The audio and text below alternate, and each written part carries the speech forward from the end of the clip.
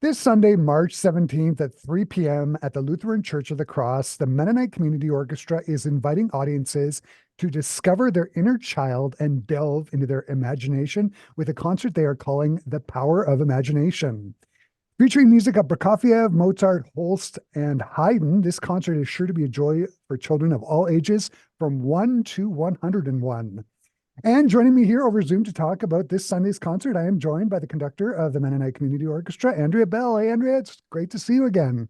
Hi, Chris. Thanks for having me on again. Mm. So this concert on Sunday is made up of down the line hits. You've got Mars from the Planets, Mozart Overture, the Magic Flute, Haydn Symphony Number 104, the London, and Prokofiev's Peter and the Wolf. Why did you and the programming committee decide it was time to do a concert that was geared towards younger audiences and the young at heart? Well, I think it's fantastic to be able to bring kids into concerts. I certainly, when my kids were young, I loved taking them to concerts right away. So I think this is a perfect opportunity for families to feel welcome to bring their younger people at home. And all the music's very joyful and fun. And Peter and the Wolf is just such a classic. It's just so much fun to play and it's fun to conduct, and Uh-huh. it's just such a great piece for kids to enjoy.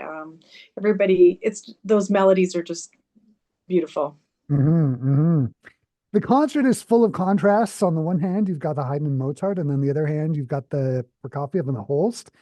One of the things I always think about is, does it take the orchestra to switch from the music of, say, Holst to the music of Haydn? You get a trumpet player playing Haydn as if he was playing Holst, or how does that work in rehearsal? Yeah, it's true. We really have to switch. I love thinking of switching my brain to, that sort of earlier classical mode because we're also playing some Vivaldi on this Mhm. program too. So we've got a nice little range of pieces from across the centuries, the last few centuries there. And yeah, you really have to switch your brain on how you attack notes. Is that a Sforzando and a Mozart or a Prokofiev? So it's pretty fun to explore all those different kinds of sound. The orchestra really is sounding amazing, so we're having lots Mhm. of fun. Speaking of the orchestra sounding amazing, one of the big works on the program is the Prokofiev Peter and the Wolf. It's Mhm. a pretty adventurous piece. It's amazingly virtuosic writing in the winds. But I was on your Facebook page, and then you've got the orchestra playing excerpts from Peter and the Wolf, and it sounds great. For you as a conductor, does the score create any challenges? And I'm thinking specifically here in regards to music versus narrator. How is it for you to conduct the piece? Yeah, I this is new for me. I was so thrilled. I'm obsessed with Prokofiev anyways, and Mhm. so yeah, I just saw the ballet with Romeo and Juliet, that Prokofiev. Oh my gosh, the music is just so amazing. And working with a narrator. So I've been lucky. I've been able to conduct lots of works in the last few years, lots of concertos. So that's been Mhm. fun working with people, but working with a narrator, this is totally new to me. So I it's this is stretching me. So it's very fun and quite different. So And just it's just making sure that the orchestra makes all its entrances after the yeah. narrator is spoken. Yeah, and I just even like worrying about should I give you guys a couple of beats here or just one, or should I interrupt the narrator? There's all those kinds of moments that you kind of go, yeah, what's going to work best here? So it's been lots of fun preparing that. uh, the narrator for this concert is Sue Sorensen. Uh, she's an associate professor of CMU. What do you know about her? Well, anytime I mention to any of my colleagues that who the narrator is, everybody's like, Sue, she's amazing. And she was my favorite at CMU. So I've heard so many great things about her. So yeah, it's such an honor to work with her. So it's really very exciting. Mhm. Probably the most driving and extroverted piece on the program is Mars, the bringer of war from Holst's The Planets.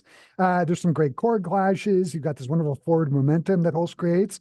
Can you talk about that a bit? And for you as a conductor, what do you love about conducting this piece? Well, it's in five, so that's fun. I was good at it's that. it's just such a fun piece.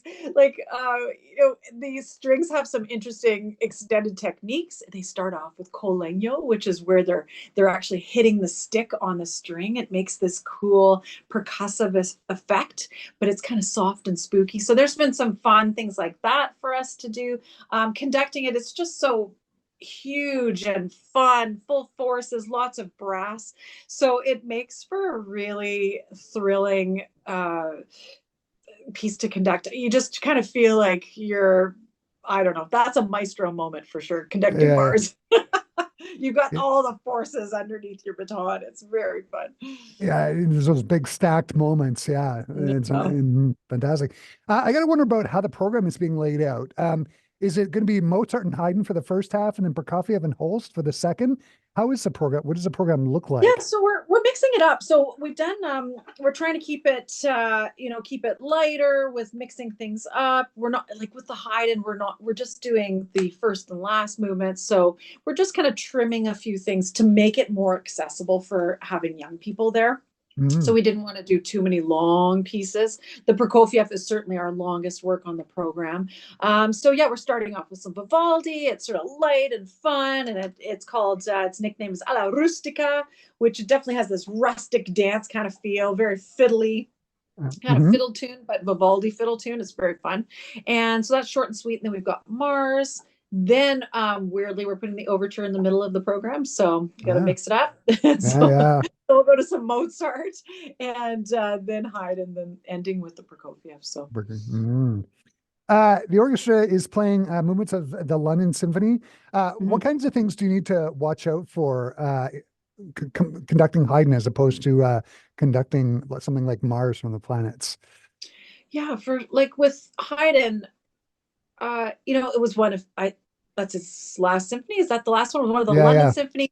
So, 104. you know, Yeah. it yeah, it starts sounding so it really has that feeling of it being coming into, you know, almost that romantic kind of era. So it's there's lots of moments in it too where it kind of feels like a little bit like Mozart too. Like, and I Mm. love these moments. I always sort of think you know, maybe because I supposedly Mozart and Haydn they met a few times, and I love it. Sort of almost feels like that kind of a piece. Like there's some influencing of Mozart in there. Was he influenced? I'm not sure, but it's exciting to think about. So it definitely has that, you know, little bit of reserved classical, but it's moving into some more intense stuff, which is really very fun. It's very fun to conduct, fun to play too. Yeah, I'm just And thinking of the first movement starts out with that slow adagio before yeah, you get into the fast movement. And I was listening to it this morning. I was like, oh yeah, right. This is a lot like yeah, Beethoven, actually. There is yeah, some of that yeah. It kind of feels like that too. Yeah. Yeah, so progressiveness. it's Mhm. such a great piece. So we're having lots of fun doing that Haydn too. So I'm a little sad we're not doing the middle movements, but you know, so but this is works out nicely for this program. Yeah, absolutely.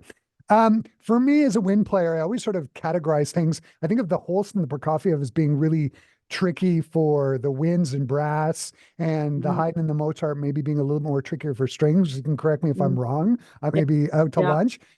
You're a cellist. If you were yeah. playing in the orchestra for this concert, what do you think you'd be practicing the most? Oh, that's a good question. Well, so often in, you know, Haydn and Mozart, you know, cello parts are not too tricky, but you know, you're cruising along and all of a sudden, oh, there's like two bars of some Yeah. serious action you might have to take a look at. And the same with the Mars. The Mars has that too. So there's some, it's not like the program overall is insanely hard to play for most musicians. Well, other than some of the winds, I should say, like for Peter and the Wolf, those wind parts are so gorgeous. And yeah, and you as a clarinet player, the beautiful clarinet stuff Mm-hmm. and flute and oboe solos, there's so many great parts. But yeah, as a cellist, probably, that's a tricky one.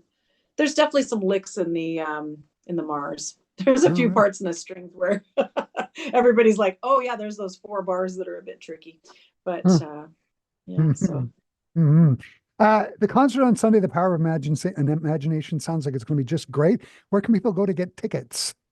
oh yeah, so for tickets, I think we can you can get them at the door. Mhm. You can get them from musicians, and I think if you check on Instagram or Facebook, you can go through there to email for tickets. But it's easy to get them at the door as well.